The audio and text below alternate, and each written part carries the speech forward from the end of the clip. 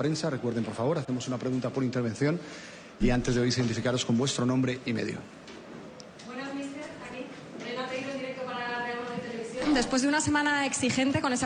Suite à une semaine exigeante, la victoire face à la Juve et face au Barça, comment va l'équipe et comment vous abordez le match demain face à une équipe de Valence qui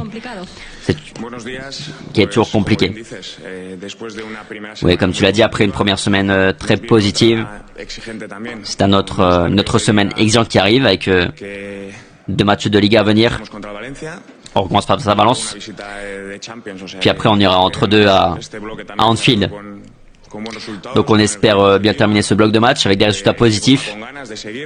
L'équipe a l'envie de continuer, de ne pas s'arrêter. Et ça commence demain face à Valence. Ça a été une semaine avec Vinicius comme protagoniste. Est-ce que le joueur t'a demandé directement pardon pour son attitude et le changement, le remplacement lors du Classico? Mercredi, après les 2 jours de repos, on a eu une réunion avec tous les joueurs, avec tout l'effectif. Et Vinicius a été impeccable. Il a parlé du fond du cœur, avec sincérité. Et moi, je suis très satisfait. Et pour moi, à partir de là, le sujet est clos. Buenos días, Javier Raez de la cadena SER. El miércoles habla con usted, con el cuerpo técnico, con los compañeros, pide disculpas, pero hace un comunicado en el que usted... Mercredi, il a discuté avec vous, mais il a aussi fait un communiqué sur les réseaux où il cite tout le monde, les fans, le club, le président, mais il ne précise pas, il ne cite pas votre nom, l'entraîneur. Est-ce que ça vous gêne? Pour moi, ça a été un communiqué très positif. Vinicius a démontré son honnêteté, il a parlé avec le cœur, ce que signifie le club pour lui et ce qu'il a envie de donner. Et pour moi, ce qu'il a dit, le plus important, c'est ce qu'il a dit à ses coéquipiers. Moi, je reste très satisfait, comme je l'ai dit depuis mercredi, le sujet est terminé pour moi. Et maintenant, on pense à ce qui arrive. Hola, ¿qué tal? David Álvarez del País. Quería hacerle una pregunta sobre el Clásico. Question par rapport au Classico. Sobre un planteamiento del Clásico del que habló luego, del centro del campo. Dijo que necesitaban no ser débiles y dominar el centro del campo. Au milieu de terrain, vous disiez que vous avez besoin de dominer le milieu de terrain.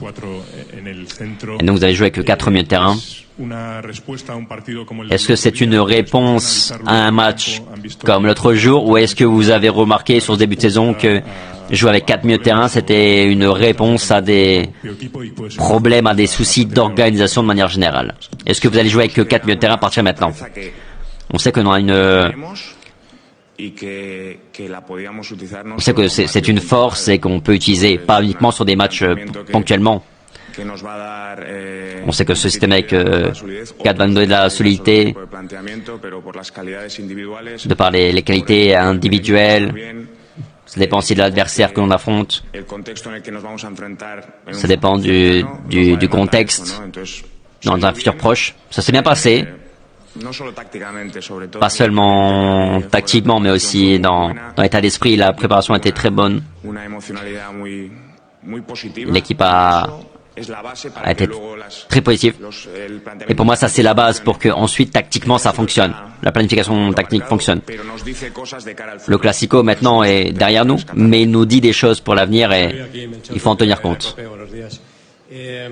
Ha dicho que el tema está zanjado, pero me gustaría saber si a ti te ha sorprendido en ese comunicado que no apareciese tu nombre. Est-ce que ça t'a surpris que de ne pas apparaître dans le communiqué de Vinicius?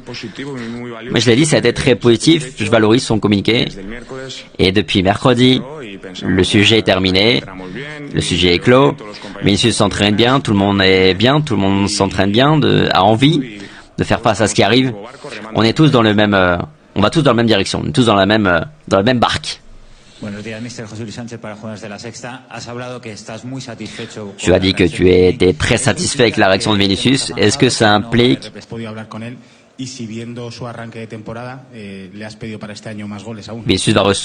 Mbappé va recevoir son soulier d'or aujourd'hui?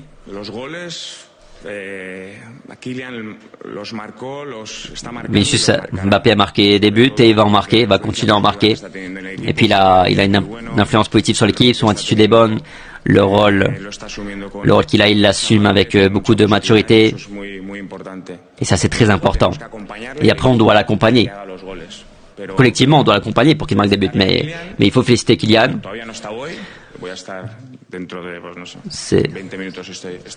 Dans 20 minutes, je serai avec lui, je le féliciterai, mais je me réjouis pour lui et on est à ses côtés pour pouvoir le soutenir après un grand travail qu'il a effectué. Et le soutenir, mais le pousser aussi pour qu'il continue ainsi. Buenas, Xavi. Por aquí, Fernando Tavero para el diario AS. Yo te quería preguntar otra vez por el caso de Vinicius. ¿Es la situación... Question de nouveau par rapport à Vinicius. Est-ce que c'est la gestion la plus compliquée à régir? Bon, j'ai déjà répondu à 3-4 questions sur Vinicius. Je pense qu'on en a suffisamment parlé. Moi, je comprends que votre focus, c'est sur ça et je le respecte. Mais depuis le mercredi, le thème est terminé. Et après, le focus qu'on a, c'est sur le terrain. On a un bloc de match qui arrive, on sort d'une très bonne semaine et on veut aborder la suivante. Et ce qui m'intéresse et ce qui m'importe, c'est de bien commencer aussi la semaine qui arrive. Je vous comprends, mais comprenez-moi aussi. J'ai déjà expliqué tout ce que j'avais expliqué. Hola, Xavi. Pues ya no pregunto por Vinicius. Si no quieres la misma respuesta, no pierdas la oportunidad de preguntar otra cosa. Efectivamente, Juanma Sánchez de Radio Nacional. Lo que quieras. Sí, por supuesto. ¿Puede haber cambios mañana? Il pourrait y avoir des changements demain en pensant au match de Champions. 3 ou 5 rotations, vous faites 3 à 5 rotations par match, par semaine. Est-ce que demain on pourrait revoir le 4-3-3? C'est possible, oui. Mais pour l'instant, je ne pense pas à mardi. Je pense à demain à Valence. On sait que la Liga... En Ligue des Champions, tu peux perdre des points, mais après les récupérer. Mais en Liga, non. La Liga, c'est un marathon. On est sur un bon rythme, mais on doit continuer. Moi, j'ai aussi en tête les matchs du Rayo et de Valence. D'abord, on commence par... On pense à Valence d'abord. Valence a gagné l'année dernière au Bernabéu, donc on ne peut pas se relâcher. Gordou est un entraîneur qui prépare bien ses équipes. Valence a de la qualité, a des bons joueurs. Donc c'est un match avec un point. On doit être en l'air. On doit être en alerte pour ce match.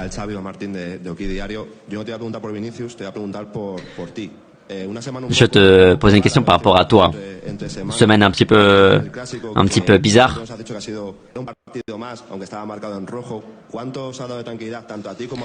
Dans quelle mesure ce classico te donne de la tranquillité? Et comment se passe cette semaine pour toi? Oui, on en a parlé avant le classico, que c'était un match important. Indépendamment des 3 points en jeu, ça avait un peu plus de valeur, on le sait. Et oui, la célébration et le moment a été important pour la confiance de l'équipe. On a besoin d'une victoire on avait besoin d'une victoire de ce type. Et maintenant, on doit savoir tirer le positif et pas l'oublier et pas se dire que ça va nous donner de la sécurité pour tout le reste. Il faut aborder chaque match avec la même concentration. Parce que si on commence à se relâcher, on va perdre des points et on veut pas que ça arrive. Donc voilà, on est très, très focus sur la semaine qui arrive. Et je pense que là, vous êtes en train vous avez l'habitude de m'écouter, je me répète, mais c'est la manière de travailler que l'on a. Et je veux que les garçons ressentent aussi ça. Je ne sais pas si vous avez revu le Classico, mais qu'avez-vous le plus apprécié? Évidemment que je l'ai revu pour l'analyser. La planification du match a été bien faite, ça s'est bien passé pour nous. L'équipe a montré beaucoup de solidité dans ce match, beaucoup de concentration. Puis après, on avait envie, on avait faim. Sur toutes les actions, les joueurs étaient en train d'anticiper les actions dans les duels. Parfois, on l'a pas bien fait et on a été pénalisé. Mais quand nous sommes forts et qu'on prend l'initiative, on a fait beaucoup de choses bien dans ce Classico. Tu as eu beaucoup d'entraîneurs et des top entraîneurs dans ta carrière et avec des caractères très différents. Mourinho qui était un petit peu plus dur, Carlo Ancelotti un peu plus doux.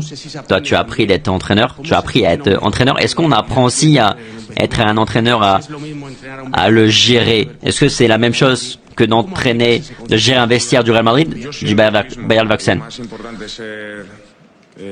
Comme toujours, le plus important, c'est d'être authentique, de ne pas essayer d'imposer des choses, mais d'avoir une relation directe, sincère avec les joueurs, en sachant que le plus important, c'est le groupe. Il faut avoir une bonne relation, évidemment, dans le respect, avec la même exigence, mais on sait que tout le monde personne n'est pareil. Chaque joueur est différent.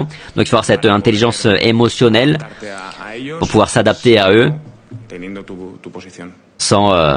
sans bouger de ta position, en gardant ta même ligne directrice. Je reviens sur le sujet Vinicius.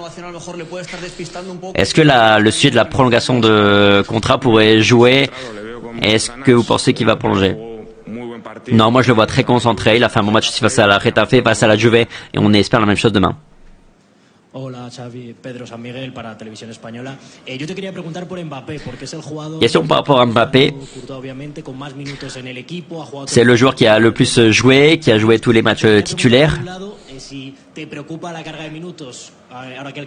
Est-ce que ça te préoccupe? Et en tant qu'entraîneur, comment tu gestes tout ça? Oui, la surcharge des minutes, ça me fait toujours un peu, ça me préoccupe toujours. Il faut savoir,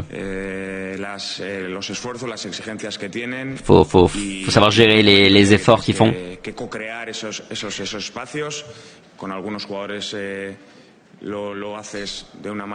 Avec certains joueurs, tu le fais d'une manière plus assidue, d'autres ont plus de participation, mais il faut qu'on...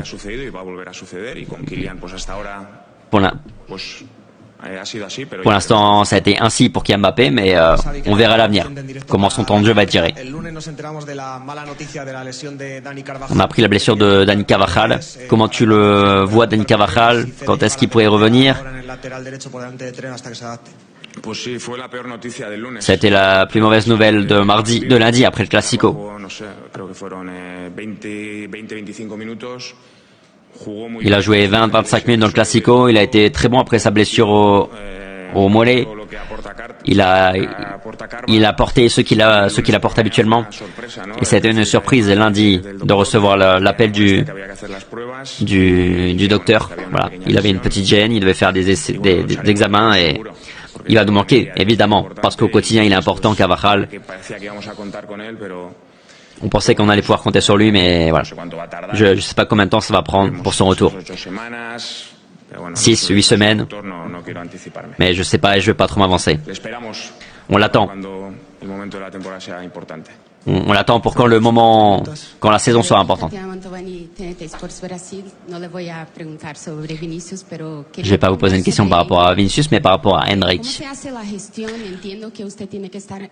Comment vous gérez la situation de Endrick, un garçon de 18 ans qui, pour l'instant, n'a pas encore eu une seule minute avec vous?